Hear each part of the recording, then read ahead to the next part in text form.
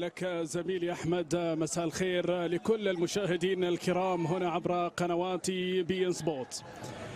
بسم الله الرحمن الرحيم. مشاهدينا الكرام، متابعين الأكارم أينما كنتم وأينما كانت مواقعكم هنا في هذه المباراة وفي هذه المواجهة الخاصة جدا بالنسبة للهلال السعودي الزعيم الآسيوي الكبير هنا في هذه المباراة أمام الاستقلال الإيراني، استقلال طهران الإيراني، في هذه المباراة التي من خلالها قد يتأهل الهلال بدون النظر طبعا للجولات المتبقية بالنسبة لدور المجموعات في هذه المباراة. في هذه النصفات الماضية العين الإماراتي الزعيم الإماراتي كذلك موجود في هذه المجموعة يا سيد زوران ماميتش إلى جانب الاستقلال الإيراني في هذه المباراة. تبدأ المباراة عزيزي للهلال لنوسكيلا في هذه المباراة.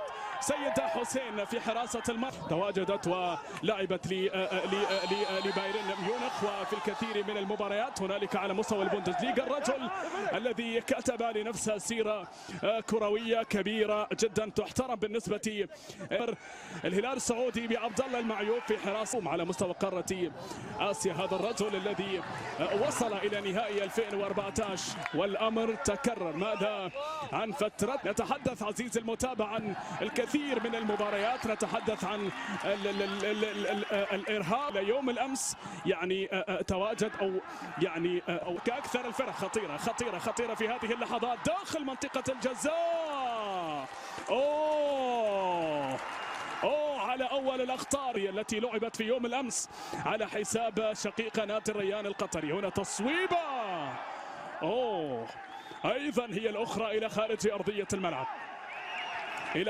أرضية الملعب، في الكرة وفي المحاولة الماضية. العظمة بهذه الفخامة حدث ينبغي على الهلال ذلك بطولة كأس خادم الحرمين. بالنسبة يتقدم من الجهة اليسرى عرضية بافنتي غوميز. لا تزال مستمر الهلال. بدأ الهلال هنا يفتش عن اسمه، يفتش عن وضعية، عن طبيعة المعتادة. تقدم هنا، شكل الخطورة من الجهة اليسرى، ولكن الكرة بعد ذلك شالبريك قائمة. لا تزال نواف. الله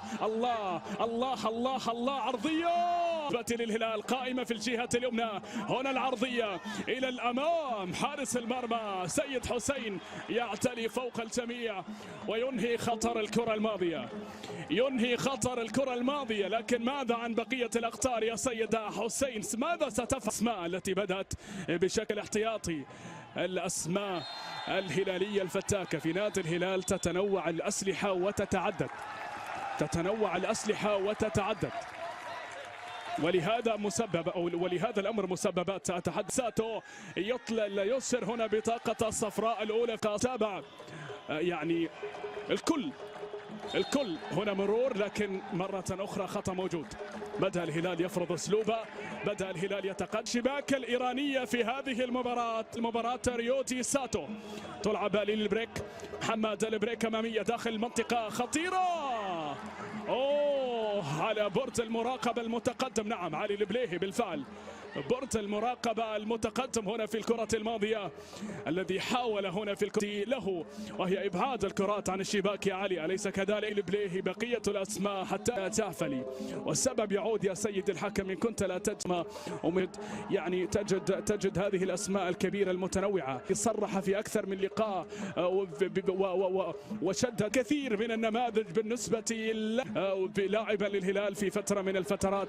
هي قصة حتى ستذكر في الجهة اليمنى، لكن الكرة تحظى بتغطية مميزة. عادت من جديد من الجهة اليسرى، خطأ صافرة موجودة، بالتالي خطأ على محمد البريك ونادي السد الذي الشهراني. نعم، خطأ هنا في الكرة في الالتغاء في هذه تلعب الكرة أمامية بالرأس داخل منطقة الجزاء، تصل هنا إلى حارس المرمى ستيلرز الكوري في 2012. الهلال غوانزو إيفر جرانت أمامية. الله لاحظوا سلاستها، على روعتها، على فنها المقدم. الله يا الله على خليجيا بتواجد نادي السد زعيم الكرة القطرية في الدور نصف النهائي لتلك النسخة. بالتالي في هذه النسخة نتمنى كل التوفيق للفرق العربية لأن تعود إلى سابق عهدها، لأن تعود إلى سابق. بالنسبة ويني شاي طهران في هذه اللحظات من الجهة اليسرى لعبد الله المعيوف أمامي الهلالية. ركنية نواف العابد داخل منطقة الجزاء، لكن كرة ملعوبة أمامية.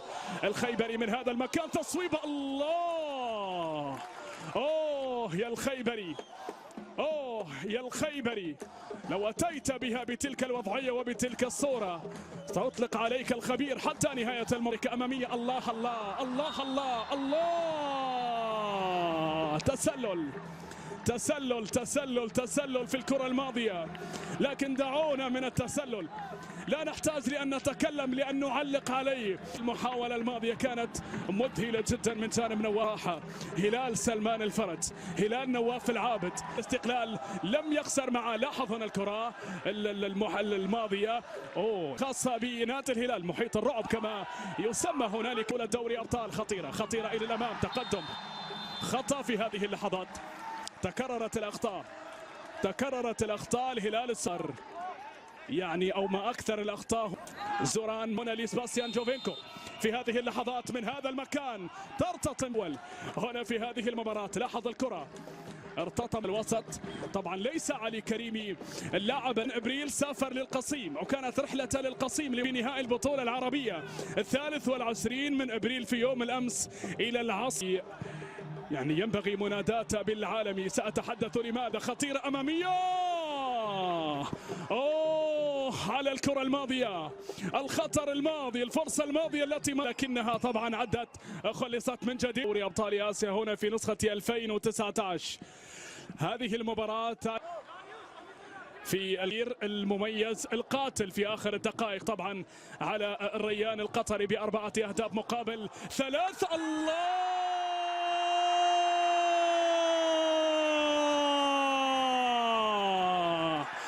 الهلال هنا يسجل الهدف الأول بطلقة قوية من جانب سباستيان جوفينكو.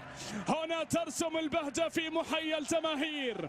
تكمل عزيز المتابع المسيرة بالنسبة لهذا الفريق. يا نواف تدخل بالفعل كان موجود بين الفريقين لحسابات المجموعة الرابعة. وصلت إلى جوفينكو من جديد، قائمة لا تزال مستمرة هنا.